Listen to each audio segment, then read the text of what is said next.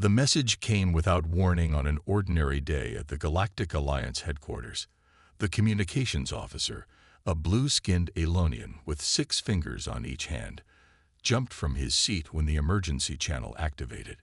His antennae twitched with alarm as the fragmented transmission echoed through the command center. "This is Vega 7 outpost. Overwhelming forces. All defenses breached. Request immediate assistance." The room fell silent. Vega 7 wasn't just any outpost. It was one of the Alliance's most fortified positions, staffed by the best soldiers from 14 different species, and equipped with defensive technology that could repel an armada. "Boost the signal," ordered High Commander Sectoral, his scaled face showing the closest thing his species could manage to concern. "And get me visual." The officers worked quickly, their movements urgent but precise. The screen flickered to life, showing the smoke-filled command center.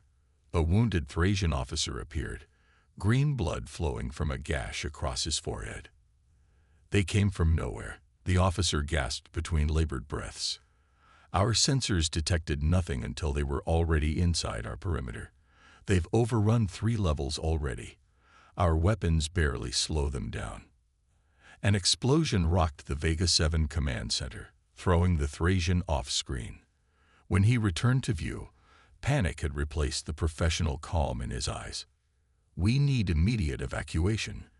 They're unlike anything we've encountered. They're not just destroying, they're taking our technology, our weapons, even." He looked off-screen with horror. "They've breached the final." The transmission cut to static. Within the hour, the Torlaxian High Council, leaders of the most powerful species in the Alliance, gathered in the circular chamber that had hosted peace talks and military strategy sessions for over 2,000 years. The 12 council members spoke in hushed tones until High Commander Sectoral entered. "Preliminary scans confirm Vega 7 has gone dark," he said without preamble. "Long-range imagery shows structural damage beyond anything in our records. Whatever attacked them possesses firepower that exceeds our current understanding." Council leader Moldrav, oldest of the Torlaxians, leaned forward on his gravity chair. "Do we have any indication of the attacker's identity?" "None," replied Sectoral. "But we've dispatched our fastest scout ships to gather intelligence." "We should assemble the Grand Fleet," suggested Council member Vernax. "Whatever this threat is, a show of overwhelming force will make them reconsider their aggression." Murmurs of agreement filled the chamber until a voice spoke from the far end of the table. Council member Sectoral, younger brother of the High Commander and known for his unconventional thinking, cleared his throat. "Perhaps," he said carefully, "we should consider contacting the Sol 3 species." Silence fell, followed by several dismissive laughs. "The humans," Vernax said with obvious distaste. "They've barely mastered interstellar travel. Their weapons are crude. Their history is nothing but endless conflict among themselves. What could they possibly offer?" Sectoral stood his ground. "It's precisely their history of conflict that might prove valuable. Their unpredictable combat tactics." "We don't need primitive tactics," interrupted Council leader Moldrav. "We need advanced weaponry and disciplined forces. The humans were only granted probationary alliance status out of charity." High Commander Sectoral raised a hand for silence. "We will deploy alliance forces as protocol dictates. The humans will be notified along with all other member species, but we won't be requesting their specific assistance." The decision made, the Council moved on to logistics and deployment schedules. Only Sectoral seemed troubled, his scaled fingers tapping nervously on the ancient stone table. 3 days later, a second outpost went dark without even managing to send a distress call. Then a third. By the end of the week, long-range scans detected unknown vessels moving with purpose through Alliance territory. The pattern was clear. They were heading toward more populated systems. The Galactic Alliance, masters of 100,000 stars, found themselves facing an enemy they couldn't identify, couldn't predict, and couldn't stop. And they were getting closer. 3 weeks passed. The news grew worse each day. The defensive line at Proxima Centauri, built over decades and believed unbreakable, fell without warning. 5,000 Alliance soldiers lost in a single day. No survivors, no prisoners, just silence. In the grand meeting hall of the Thorlaxian High Council, fear had replaced confidence. Council leader Moldrav looked older than he had just weeks ago. The scales around his eyes dulled with stress. "We have lost contact with 27 outposts," High Commander Zektoril reported. "Our best warships have either been destroyed or gone silent. We still know almost nothing about the enemy."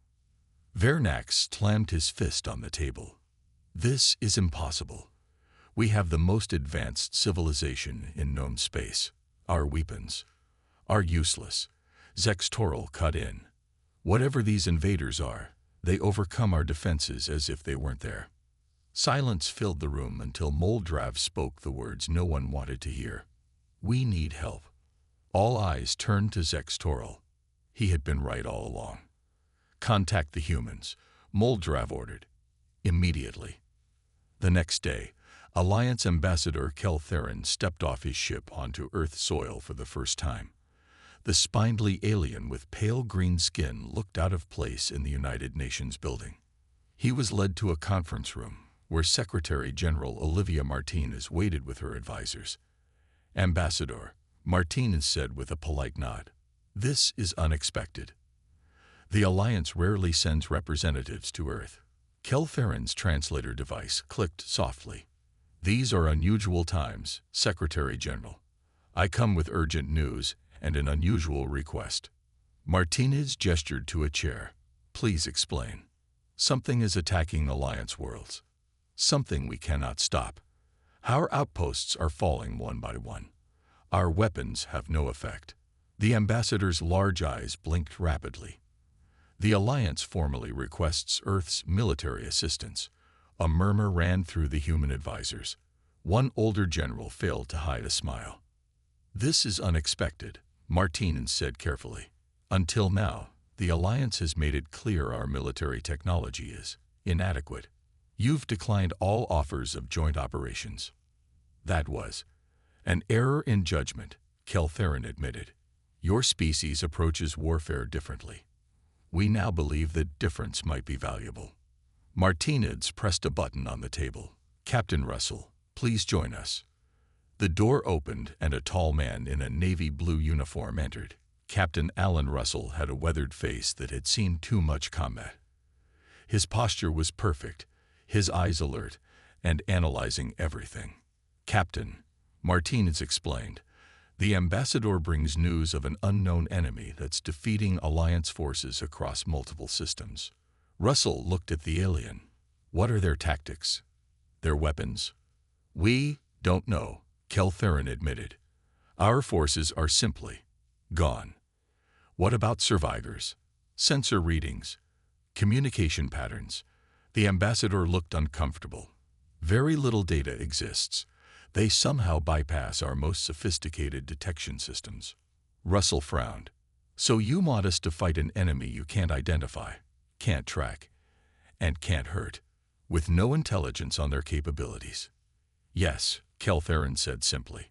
Russell exchanged a look with Martinez. "Sounds like our kind of fight." Martinez turned back to the ambassador. "We'll need full access to all information you have, no matter how insignificant it might seem. And our ships will operate under Earth command, not Alliance control." Keltherin hesitated, then nodded. "Agreed." Russell stood straighter. "I'll need to select my own crew. And I want the U.S. Defiant. She's our newest ship, still in final testing." "Experimental systems." Martinez raised an eyebrow. "The Defiant isn't officially commissioned yet." "She will be now," Russell said firmly. "And I want Brooks for my tactical officer, Harris for communications, Hoffman for engineering, and Walsh for security." "The troublemakers," Martinez said with a slight smile. "Why am I not surprised?" Russell didn't smile back. "Because they're the best, and from what the ambassador is telling us, we're going to need them." The meeting ended with a formal agreement. As Russell left the room, He heard the ambassador ask Martinez. "Your captain seems confident." Martinez's response was clear. That's because he doesn't know how to lose. As Russell strode down the hallway, his mind was already planning. Whatever this enemy was, humanity was about to introduce itself. And Russell intended to make it an introduction the Galaxy would never forget. The Luna shipyards buzzed with activity. 5 Earth ships hung in space, with the U.S. Defiant at the center. Workers in spacesuits moved around them like bees, making final adjustments. Inside the Defiant's main hangar, Captain Russell watched as crates of supplies and weapons were loaded aboard. "That's the last of the conventional ammunition," said a voice behind him. Russell turned to see Commander Samantha Brooks.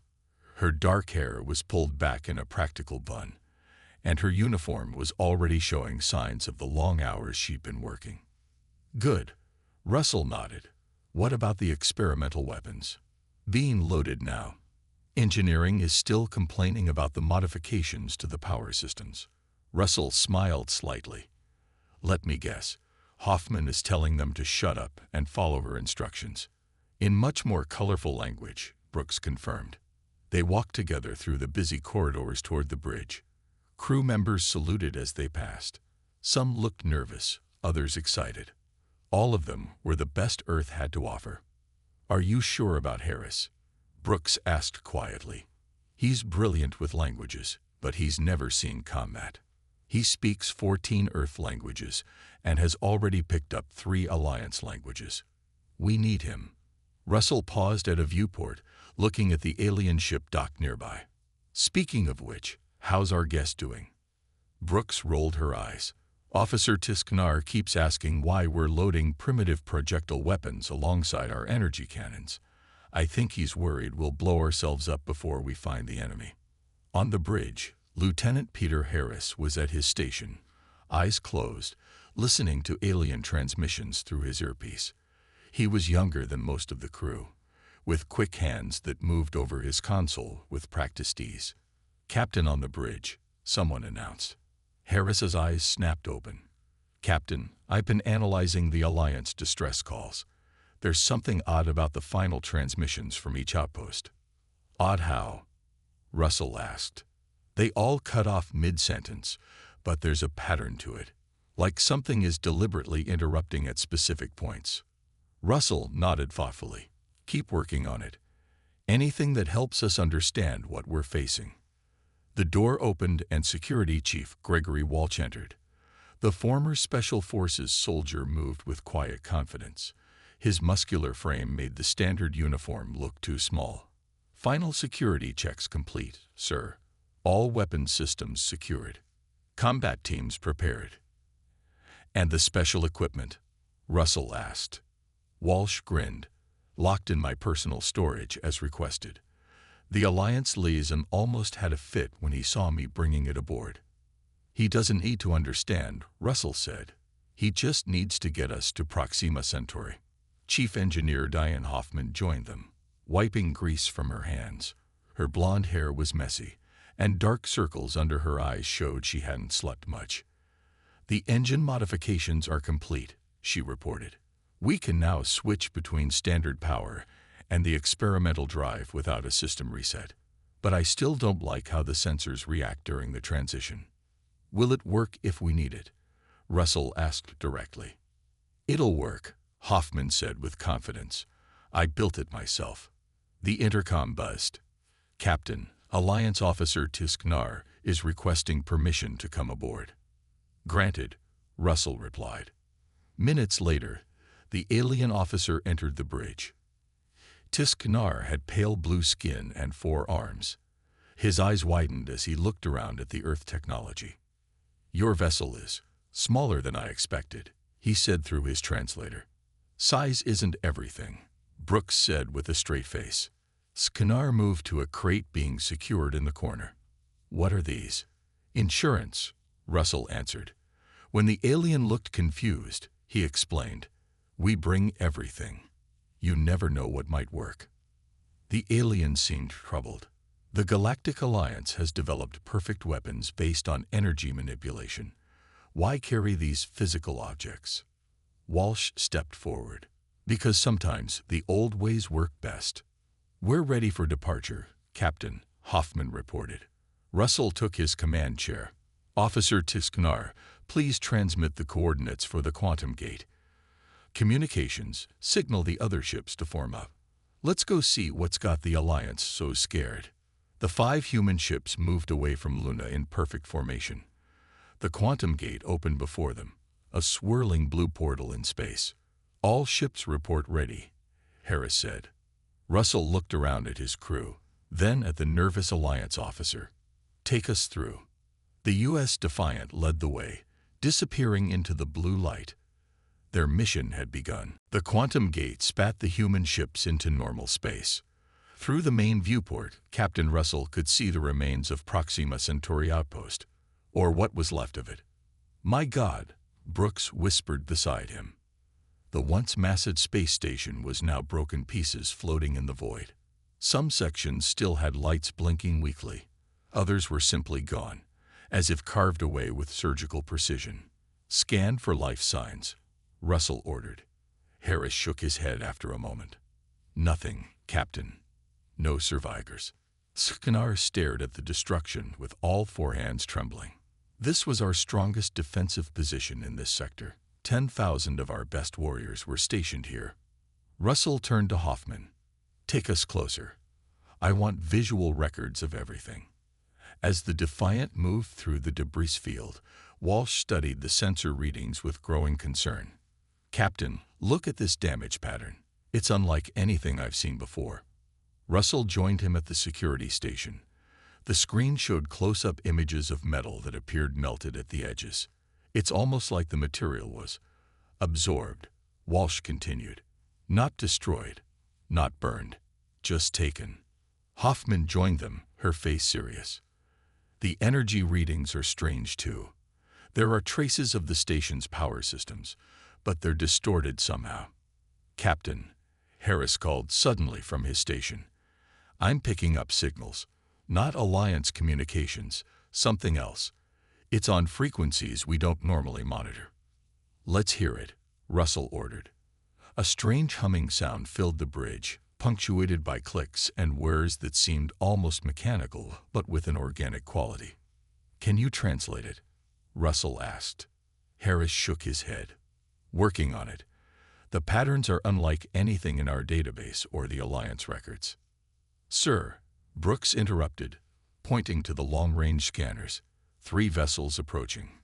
Configuration unknown. On the screen, 3 ships appeared. They looked wrong somehow. Their hulls seemed to shimmer and shift as if not quite solid.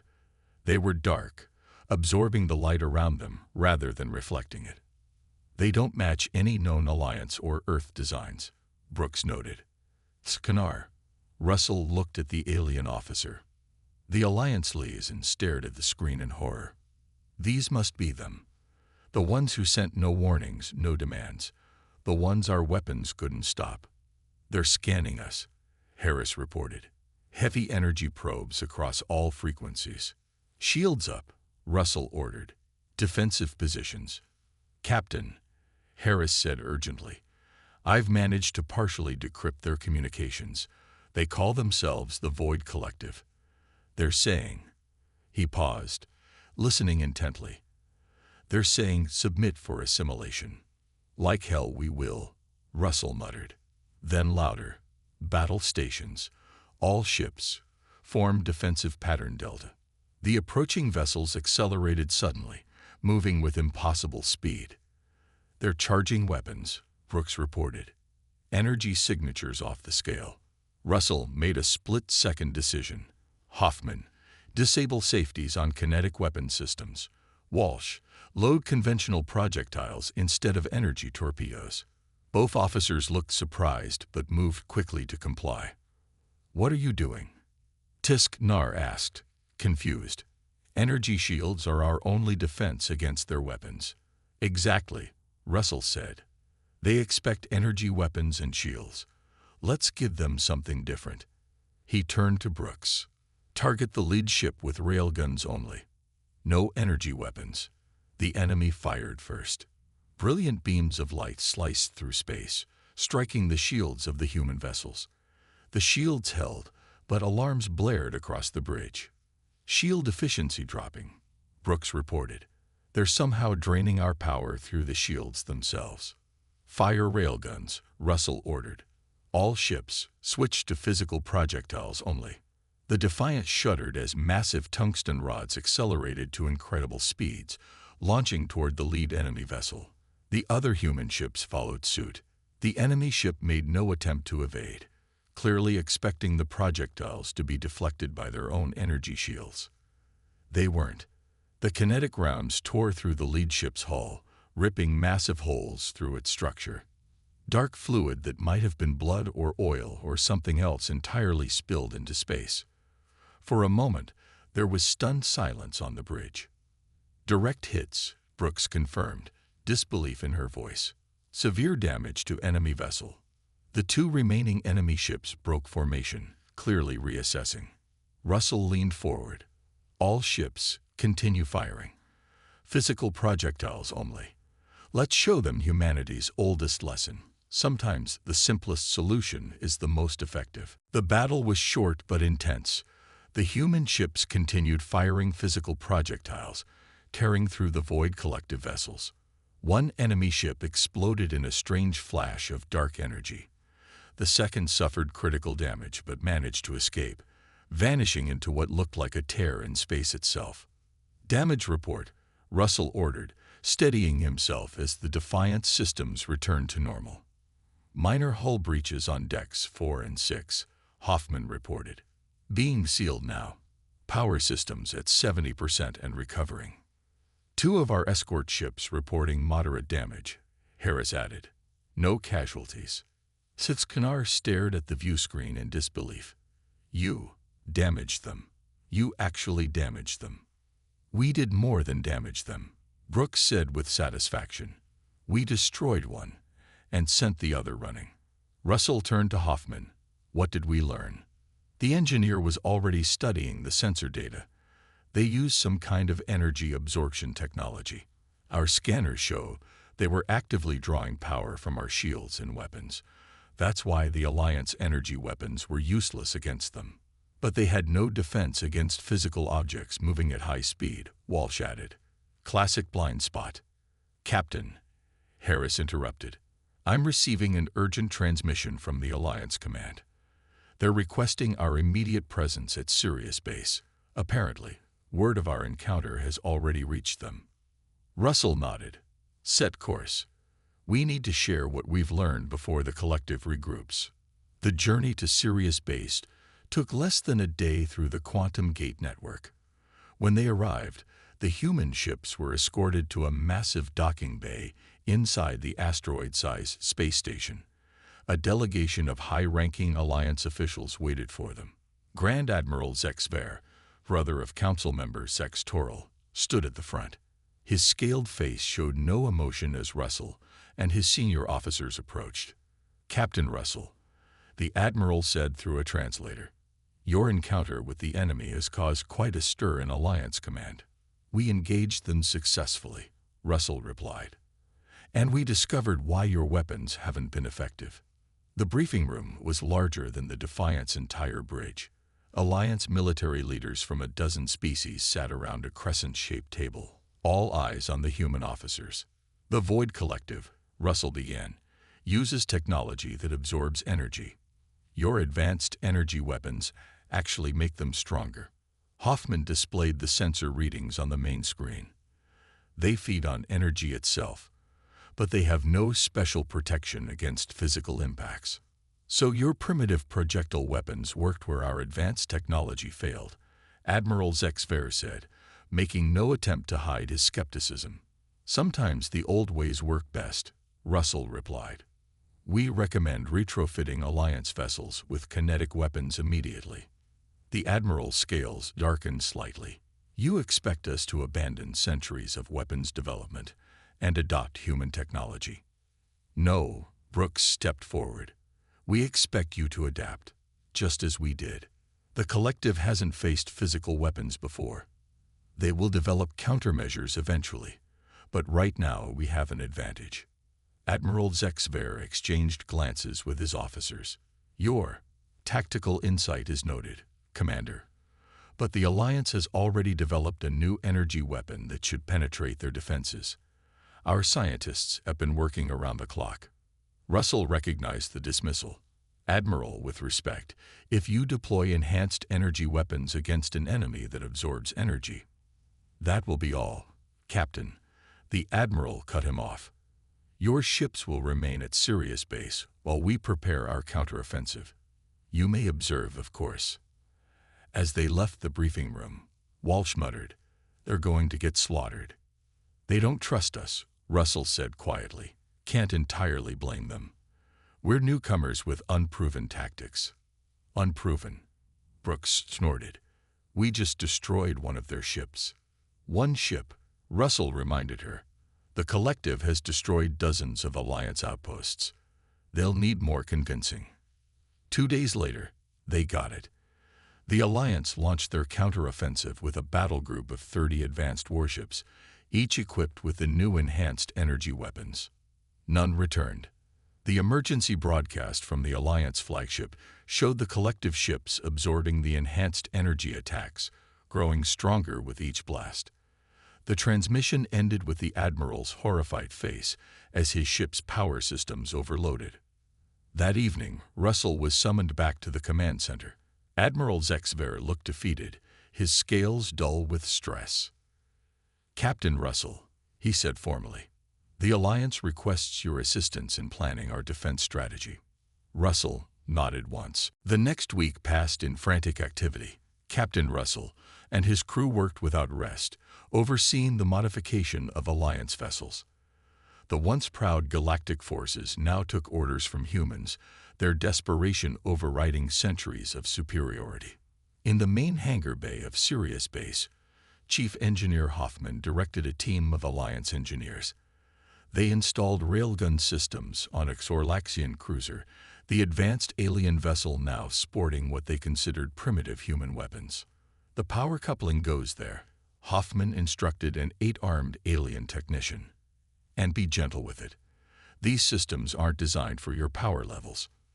Nearby, Security Chief Walsh trained Alliance soldiers in human combat tactics. The alien warriors moved awkwardly, trying to adapt to fighting methods they had never considered before. No, Walsh corrected a tall, insect-like soldier. "You're still thinking in patterns. The Collective analyzes patterns. You need to be unpredictable." The alien clicked its mandibles in frustration. "Our entire military doctrine is based on mathematical precision. What you ask is against everything we know." "That's exactly why it might work," Walsh replied patiently. "They expect precision. Give them chaos instead."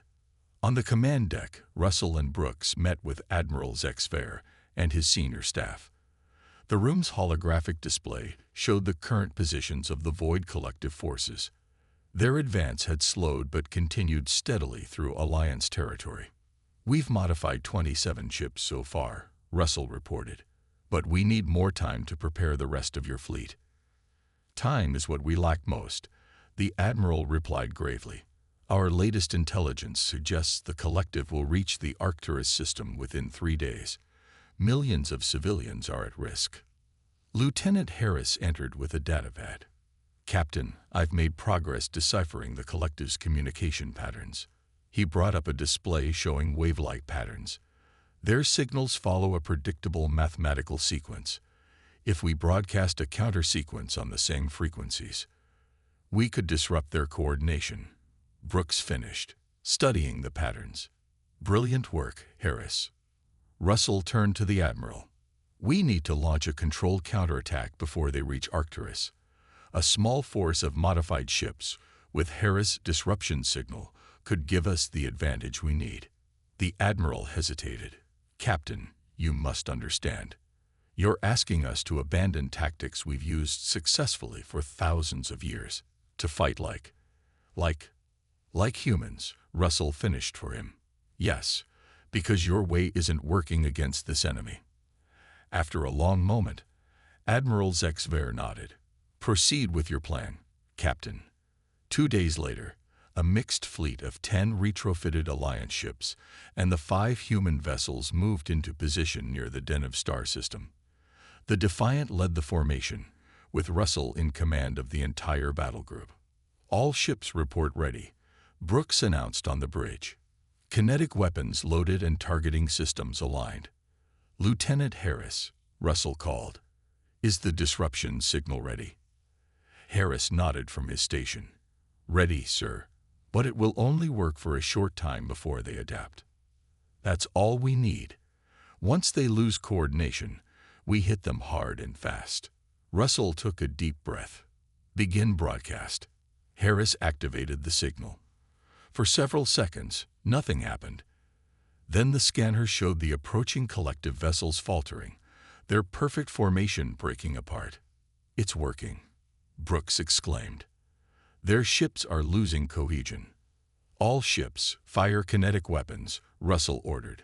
Target their propulsion systems first. The human-led fleet unleashed a barrage of physical projectiles. Tungsten rods, metallic slugs, and even simple missiles streaked across space. The collective ships, still disoriented from the disruption signal, took devastating hits. Direct impacts across all targets, Brooks reported, excitement in her voice. They're breaking formation completely. For the first time since the conflict began, the Alliance forces were winning. 3 collective ships exploded in quick succession. 2 more tried to retreat but were crippled by continued fire. Captain, Harris called out suddenly. I'm detecting changes in their communication patterns. They're adapting to our disruption signal faster than expected. As if to confirm his warning, the remaining collective vessels began to reform their formation. Their movements became more coordinated again. They're learning, Russell said grimly. But so are we. He opened a channel to all ships. This is Captain Russell. Press the attack. We've proven they can be hurt. They can be stopped. And by all that's holy, we're going to stop them. The victories continued over the next 2 weeks. Human tactics combined with Alliance technology pushed the Void Collective back on multiple fronts. But Russell knew it wouldn't last. Each engagement showed the Collective adapting, developing countermeasures to their weapons and strategies. They're learning too quickly, Russell told his senior staff in the Defiance conference room. We need to end this soon, or we'll lose our advantage completely. But how? Brooks asked. We're still fighting their outer forces. We haven't even located their command structure. Harris cleared his throat. Actually, I think I have. He brought up a holographic map of known collective movements. I've been tracking their communication patterns. All signs point to one location, Vega 7. The first outpost they took, Hoffman said. Realization dawning. They're using it as their central hub, Harris continued. The communication patterns radiate from there like spokes on a wheel. If we could disrupt their command center, we could cripple their entire operation, Russell finished. He studied the map carefully. But Vega 7 will be heavily defended. We can't approach it with a large fleet. Then we don't use a large fleet, Walsh suggested. We use a small team. Get in, plant explosives at their command center, get out. Russell nodded slowly. A stealth mission. The plan was presented to the Alliance High Council later that day. The reaction was immediate and negative. Absolutely not, Council Leader Moldrav declared. Our calculations show a 98.7% probability of failure for such a mission. With respect, Russell countered. That's exactly why it will work. The collective will calculate the same probability and won't expect us to try. This is madness, another council member objected. You would risk our most valuable assets on a suicide mission. I'm risking my own life, Russell said firmly. And only volunteers from my crew. After hours of debate, the council reluctantly approved the mission. The team would consist of 5 members: Captain Russell, Commander Brooks, Security Chief Walsh, and 2 Alliance specialists with detailed knowledge of Vega 7's layout. 3 days later, they departed in a captured collective vessel. Engineer Hoffman had modified its systems to emit the same signatures as authentic collective ships. Lieutenant Harris had programmed it with the communication codes he'd deciphered. Remember, Russell briefed the team as they approached Vega 7. Our goal is the central control hub. We place the explosive devices, set the timers, and get out before they know we're there. The captured ship passed through the collective's outer defenses without challenge. As they drew closer to Vega 7, they saw how the once proud Alliance outpost had been transformed. The structure was now covered with strange, organic-looking technology that pulsed with dark energy. Life support to minimal levels, Russell ordered. They detect energy, so we use as little as possible. They docked at an unused maintenance port. Walsh led the way, his specialized scanner checking for collective presence. "Clear so far," he whispered, "but I'm picking up massive energy readings deeper inside." The team moved carefully through dark corridors. The interior of Vega 7 had changed even more than the exterior. Walls were covered with a black, vein-like material that seemed almost alive. "What is this stuff?" Brooks asked, examining it closely.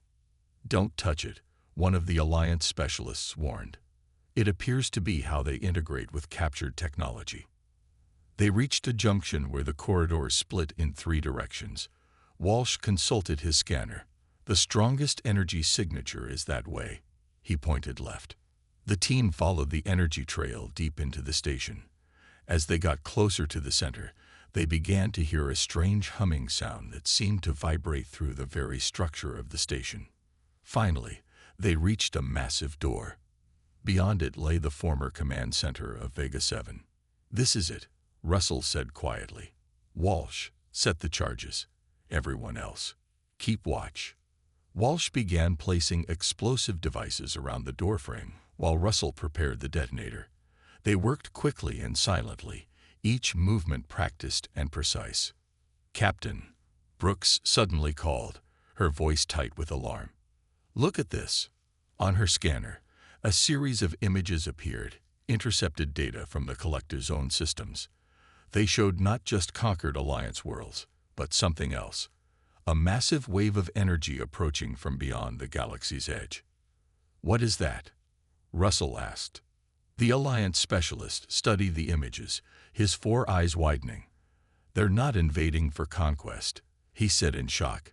"They're running from something." For a long moment, the team stared at the images in silence.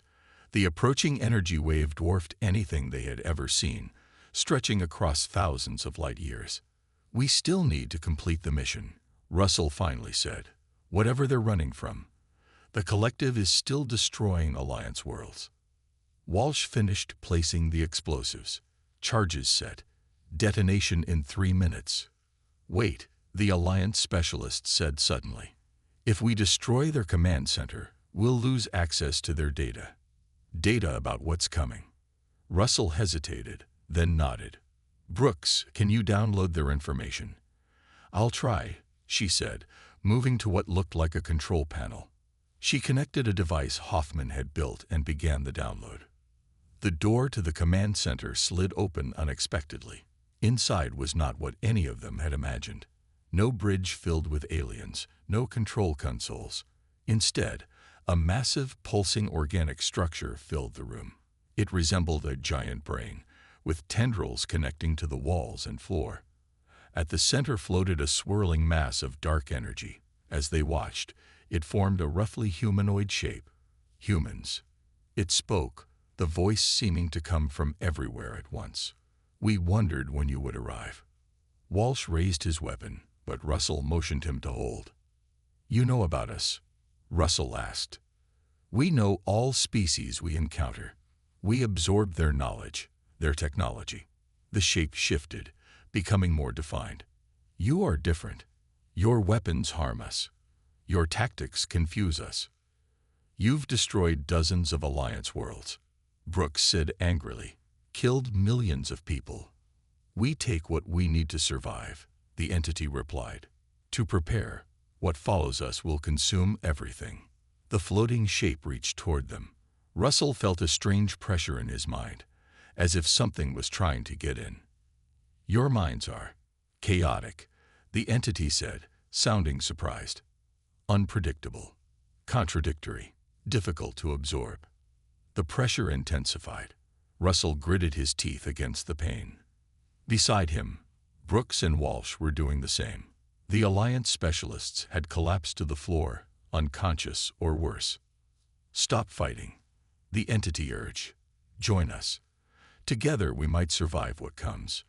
We don't surrender, Russell managed to say. And we don't join forces with those who slaughter innocents. The entity seemed to study him.